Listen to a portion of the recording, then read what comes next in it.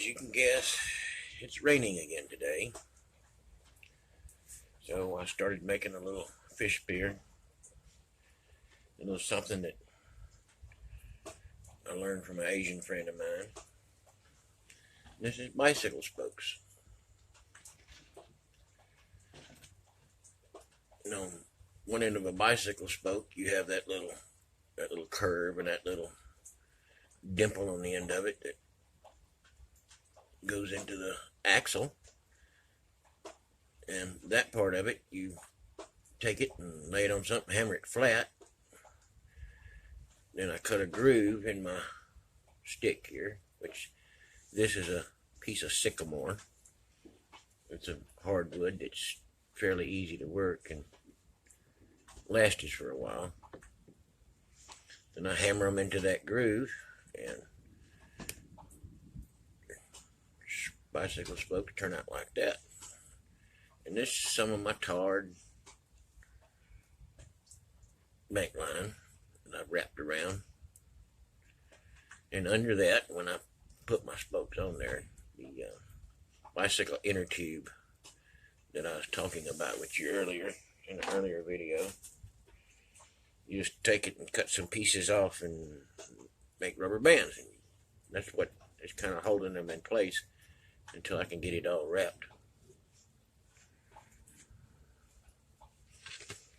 And then next, I kind of found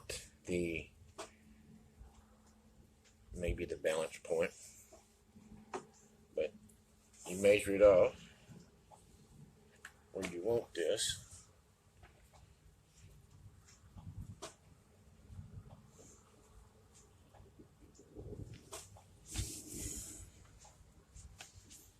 Go as long as your arm, if you can see what I'm doing. Measure it off as long as your arm, then come down and grab it.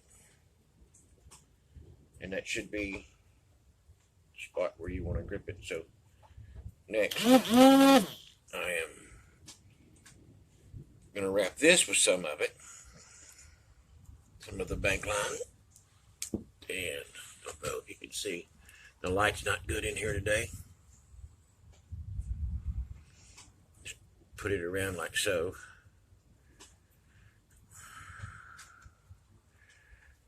Wrap it around a few times. Pull it up tight.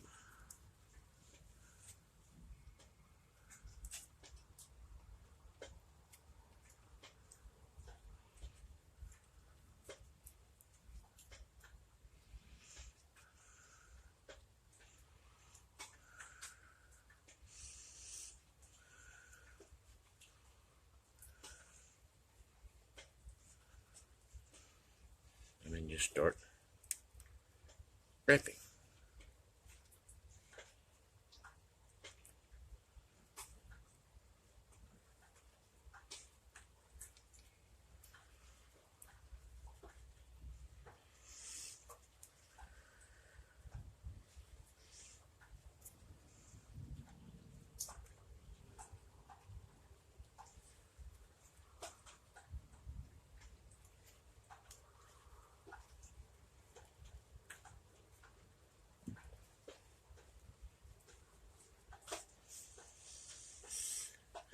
And then you continue on.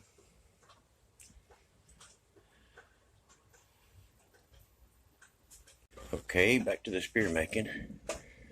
See the light behind me? I had to make a light. It's getting kind of dark in here. After all the rain and the storms and everything, getting so cloudy, you're not going to be able to see my video. There's not enough light in here, so I had to make a light. Okay, back to the spear. See, I finished wrapping. What you do then on the end, if you can see here on the end, I like it to be smooth back here and not have knots tied like it is on that side. So what you do here is you take a piece of your cordage and you make a loop like so. And when you lay it down on here, make a few wraps, put the end of your line back through the loop, and then just pull it through. And then it sucks it back up inside, makes it nice and smooth. And you can burn all the ends if you want, make everything stick down.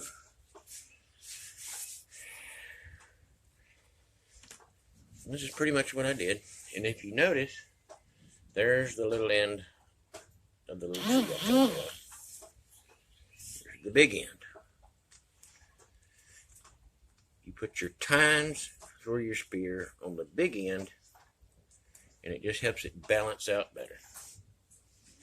And when you're throwing, you're holding here, and you're throwing, and it's just sliding through your hand. You're not going to throw it like some other type spears where you just throw it and then turn loose of it. You're still hanging on to it because you're just spearing fish and frogs just right here under your feet as you're wading in the water. So that's why you do it like this. It's not no long range spear. And kind of look down at it. I'm looking down at it. I'm just looking at my tines to see if they're kind of straight. You can bend and you can adjust on them some. Bicycle spokes, it's a hardenable steel. It's pretty flexible and springy. They work real well for this.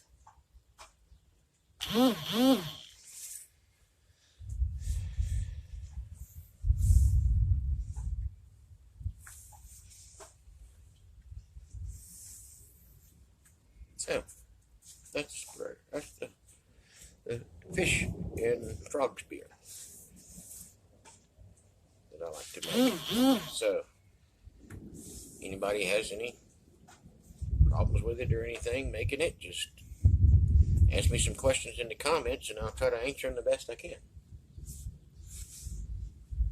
Make sure to like, share, subscribe to my channel. See more videos.